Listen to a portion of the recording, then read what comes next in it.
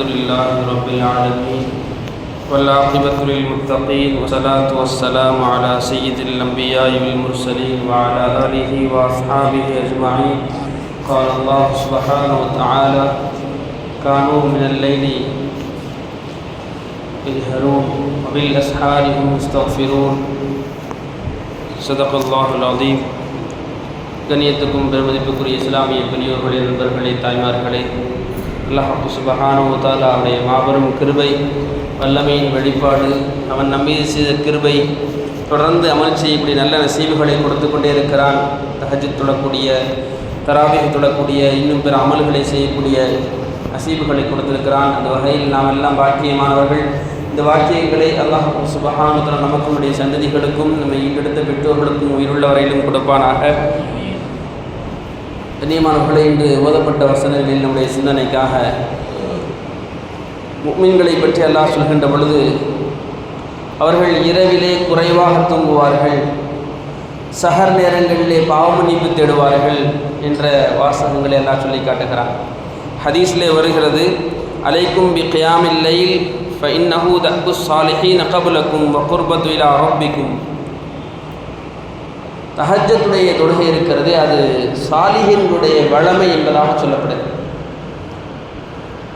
ஏனென்றால் ஒரு நேரத்திலே ஹசன் பஸ்ரி ரஹ்மத்துல்லாஹி அலைஹி அவர்களிடத்திலே கேட்கப்பட்டது, தஹஜ்ஜுத் தொழுகையுடைய சிறப்புகள் குறித்து சொல்லுங்கள் என்பதாக சொல்கின்ற பொழுது அவர்கள் சொன்னார்கள், யார் தொடர்ந்து தஹஜ்ஜுடைய தொழுகையை தொழுது வருவாரோ அவருக்கு அவருடைய முகத்தில் ஒரு ஒளி கொடுக்கப்படும் என்பதாக அவங்க சொல்கிறாங்க.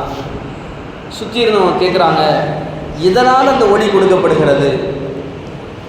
அல்லாஹ் தஆலா தொடர்ந்து தஹஜ்ஜுடைய தொழுகையை தொழுது வருவதற்கு அப்படி ஒரு நூரை, ஒரு ஒளியை எதன் காரணமாக கொடுக்கிறான் என்பதாக சொல்கின்ற பொழுது ஹசன் பஸ்ரி ரஹ்மத்துல்லாஹி சொல்லி காட்டினார்களாம், தஹஜ்ஜுடைய நேரம் இருக்கிறது, அது ரப்போடு சம்பாஷணை செய்யக்கூடிய நேரம்.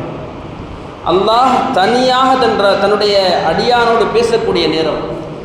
இன்னும் சொல்ல போனால் ரகசியமாக பேச வேண்டிய அந்த நேரத்தில் ரப்பும் அந்த அடியானும் மட்டுமே இருந்து பேசுகிறார்கள். ஆகவே அல்லாஹுடைய ஒளியிலிருந்து, அல்லாஹுடைய நூறிலிருந்து ஒரு நூறு அவருக்கு வழங்கப்படுகிறது என்பதாக ஹசன் பஸ்ரி ரஹ்மத்துல்லாஹி சொல்லி காண்பித்தார்கள். இணைத்துக்குரிய மேலான பெரியவர்களுடைய தாய்மார்களே, தஹஜ்ஜுடைய நேரங்கள் குறித்து எக்கச்சக்கமான ஏராளமான ஹதீஸ்களை நாம் தொடர்ந்து பார்த்து கொண்டே இருக்கிறோம். ஹதீஸில் வருகிறது, யார் தொடர்ந்து தஹஜ்ஜுத் தொழுகையை தொழுவாரோ அவருக்கு சொர்க்கத்திலே ஒரு மாளிகை கொடுக்கப்படும். அது கண்ணாடி மாளிகை இருக்கும். நபி ஸல்லல்லாஹு அலைஹி வஸல்லம் சொன்னார்கள், உள்ளே இருந்து பார்த்தால் வெளியே தெரியும், வெளியே இருந்து பார்த்தால் உள்ளே தெரியும். அபூ மூஸா அஷ்அரி ரலியல்லாஹு அன்ஹு கேட்கிறார்கள், யா ரசூலல்லாஹ், அது யாருக்கு, அந்த மாளிகை யாருக்கு கொடுக்கப்படும் என்பதாக கேட்கின்ற பொழுது சொன்னார்கள், யார் இரவு நேரங்களிலே மக்கள் எல்லாம் தூங்குகின்ற பொழுது அல்லாஹ்வை நினைத்து எழுந்து நின்று வணங்குகிறார்களோ அவர்களுக்கு கொடுக்கப்படும் என்பதாக சொல்லி காட்டினார்கள். கண்ணியத்துக்குரியவர்களே, இது போன்று ஏராளமான தஹஜ்ஜுத் தொழுகையுடைய சிறப்புகள் இருக்கின்றது. அதோடு ஒரு கவலையான ஒரு செய்தியும் ஹதீஸிலே சொல்லப்பட்டிருக்கிறது. என்னவென்றால், இரண்டு கூட்டங்களை அல்லாஹ் இரவு நேரங்களில் இந்த உலகுக்கு அனுப்புகிறான், மலக்குமார்களுடைய கூட்டங்களை. அதிலே ஒரு கூட்டத்துடைய பணியே என்னவென்றால், நம்ம ஊரில் பார்த்துருக்கோம், நம்ம கூட சில நேரம் அனுபவிச்சிருப்போம். என்னென்னா, அலாரமே அடிச்சிருக்காது, அந்த நேரத்தில் எஞ்சிருக்கும். இப்போ நிறைய நம்ம செஞ்சுக்கிட்டு இருக்கிறோம். அலாரம் அடிக்குதோ இல்லையோ 3 மணிக்கு மொழி போகக்கூடிய மக்கள் இருக்க தான் செய்கிறாங்க. நோன்பினால் இதே பழக்கமாகி 3:30 மணிக்கு கரெக்டாக அலாரம் அடிக்கக்கூடிய முன்னாடி எஞ்சிடுறோம். ஹதீஸில் வருகிறது, யாருக்கு அப்படி ஒரு முழிப்பு வருகிறதோ, யாருக்கு தஹஜ்ஜுடைய நசீபுகள் தொடர்ந்து கிடைக்கிறதோ, அது அவர்களாக எழுந்திருக்கவில்லை, மாறாக அல்லாஹ் என்ன சொல்கிறான், நான் அவர்களோடு பேச வேண்டும், அவர்கள் என்னோடு பேச வேண்டும், ஆகவே அவர்களை நீங்கள் எழுப்பி விடுங்கள் என்பதாக ஒரு மலக்குமார்களுடைய கூட்டத்தை அனுப்பி வைக்கிறான். அதே நேரத்தில் நான் நல்லோர்களோடு பேசிக்கிட்டு இருக்கும்போது சில பேர் என்கிட்ட பேசவே கூடாது அப்படின்னு நான் நினச்சி வச்சுருக்கிறேன், ஆகவே அவரை நீங்கள் தூங்க வைங்கன்னு ஒரு கூட்டத்தை அனுப்பிக்கிறான். எவ்வளோ கவலையான செய்தி! அதாவது அல்லாஹ் யார்கிட்ட பிரியப்பட்டு பேசணும்னு நினைக்கிறானோ அவர்களுக்கு மட்டுமே கிடைக்கக்கூடிய பாக்கியம்தான் தஹஜ்ஜுடைய நசீபுகள். அல்லாஹ் தஆலா யாரிடம் பேச விரும்பவில்லையோ, அல்லது நல்லோர்களோடு பேசுகின்ற பொழுது இவர்கள் என் பக்கம் கவனம் செலுத்தவே கூடாது என்று நினைக்கின்றானோ அந்த மனிதர்களை தஹஜ்ஜுடைய நசீபுகள் கொடுக்கப்படாது என்பதாக இந்த ஹதீஸின் வாயிலாக நாம் தெரியப்படுகிறோம். ஆகவே நல்லோர்களுடைய பாக்கியமான இந்த தஹஜ்ஜத் இருக்கிறது இப்பொழுது நமக்கு கிடைத்து கொண்டே இருக்கிறது. சஹருக்கு எந்திரிக்கிறோம், அல்லாஹ் பாதுகாக்கணும். இப்படிப்பட்ட நல்ல நாட்களில் கூட சில துரதிருஷ்டசாலிகளை நாம் பார்க்கிறோம். இந்த நேரங்களிலும் கூட தஹஜ்ஜத் கிடைப்பதில்லை அவர்களுக்கு. தஹஜ்ஜத்துடைய நேரத்தில் எழுந்து சாப்பிடுகிறோம், ஒரு 2 ரக்காயத் தொழுவதற்கான வாய்ப்புகள் வசதிகள் கூட அவர்களுக்கு ஏற்படவில்லை என்று சொன்னால் அல்லாஹ் பாதுகாக்க வேண்டும். ஹதீஸின் சொன்ன வார்த்தைகளை பாருங்கள். நான் நல்லோர்களோடு பேசக்கூடிய நேரத்திலே, நல்லோர்கள் என்னோடு பேசக்கூடிய நேரத்திலே இந்த துரதிருஷ்டசாலிகள் எழுந்திருக்க கூடாது, இவர்கள் தஹஜ்ஜத்துடைய நசீபுகள் கிடைக்கக்கூடாது என்பதாக ஒரு மலக்குமாருடைய கூட்டத்தை அல்லாஹ் எழுப்பி அனுப்பி தூங்க வைக்கிறான் என்று சொன்னால் நாம் அந்த கூட்டத்தில் ஆக வேண்டுமா அல்லது அல்லாஹோடு பேச வேண்டிய கூட்டத்தில் ஆக வேண்டுமா? கண்ணியமானவர்களை ஏற்கனவே நாம் ஞாபகப்படுத்தி இருக்கிறோம். அதாவது ஒரு பெரிய ஞானி சூஃபிவான் இப்ராஹிம் இப்னு அதுஹம் ரஹ்மத்துல்லாஹி அலைஹி அவரிடத்தில் கேட்கப்பட்டது, நாங்கள் தஹஜ்ஜத் தொழ வேண்டும் ஆசைப்படுகிறோம், நாங்கள் என்ன செய்வது? நாங்கள் தொடர்ந்து தஹஜ்ஜத் தொழ வேண்டும் என்று ஆசைப்படுகிறோம், என்ன செய்வது என்பதாக சொல்கின்ற பொழுது இப்ராஹிம் இப்னு அதுஹம் ரஹ்மத்துல்லாஹி அழகாக சொல்லி காட்டுவார்கள், நீங்கள் பகலிலே பாவங்களை தவிர்த்து விடுங்கள். நீங்கள் ரப்பு முன்னால் இரவு எல்லோரும் தூங்குகின்ற பொழுது ரப்பின் முன்னால் அழ வேண்டும் என்று ஆசைப்பட்டால் நீங்கள் பகலிலே பாவத்தை விட்டு விடுங்கள்.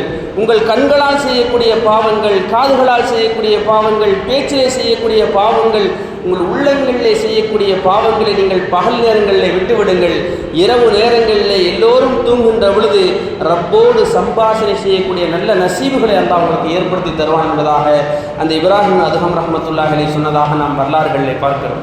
கண்ணியமானவர்களே, இதுபோன்று நிறைய சம்பவங்களை, நிறைய வார்த்தைகளை நாம் பேச முடியும்.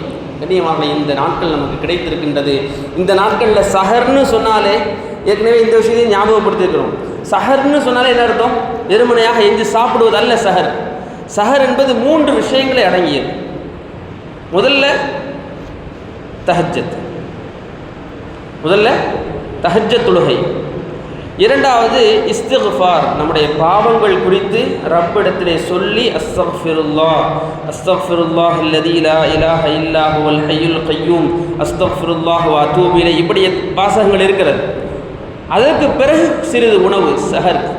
இதுதான் சஹருடைய வரையறைகளாக நம்முடைய முன்னோர்கள் சொல்லி காட்டுகிறார்கள்.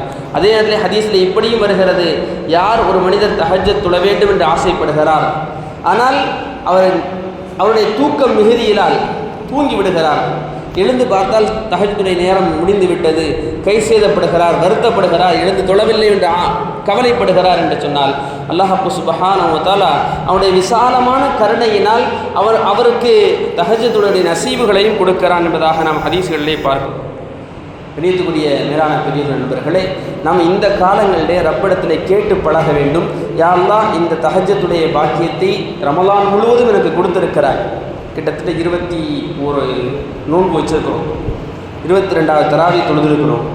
இவ்வளவு நாட்களும் 2 ரக்காயத்தாவது நான் தஹஜ்ஜத் தொழுதிருக்கின்றேன். ரப்பே, இந்த பாக்கியத்தை மரணம் வரையிலும் எனக்கு தருவாயாக என்ற விஷயங்களை ரப்பிடத்திலே கேட்டு பெறக்கூடியவர்களாக நாம் ஆகிவிட வேண்டும். அல்லாஹ் சுப்ஹான் முதல் வானங்களில் இறங்கி கேட்கிறான், யாரேனும் பாவ மன்னிப்பு தேடக்கூடியவர்கள் இருக்கிறீர்களா? யாரேனும் கவலைகளை நீர்க்க வேண்டும் என்று கேட்கக்கூடியவர்கள் இருக்கிறீர்களா? யாராவது உடல்நலம் சரியில்லை என்று கேட்கக்கூடியவர்கள் இருக்கிறீர்களா? உங்களுடைய என்ன தேவைகளாக இருந்தாலும் அந்த நேரத்திலே ரப்பிடத்திலே கேட்டு பெறக்கூடிய நசீப் பெற்ற மக்களாக நாம் உருவாகிவிட வேண்டும், நல்லோர்களிலே சேர்ந்து விட வேண்டும். அல்லாஹ் சுப்ஹானஹு வ தஆலா தொடர்ந்து தஹஜ்ஜுடைய நசீபுகளை தொடக்கூடிய பாக்கியங்களை கொடுப்பானாக. நமக்கும் நம்முடைய சந்ததிகளுக்கும் நம்மை ஈண்டெடுத்த பெற்றோர்களுக்கும் அல்லாஹ்விடத்திலே மன்றாடி அந்த துவாக்களை பெற்றுக்கொள்ளக்கூடிய நசீபை தருவானாக. வாஹிரு தஅவானா அல்ஹம்துலில்லாஹி ரப்பில் ஆலமீன். அஸ்ஸலாமு அலைக்கும் வரஹ்மத்துல்லாஹி வபரகாத்துஹு.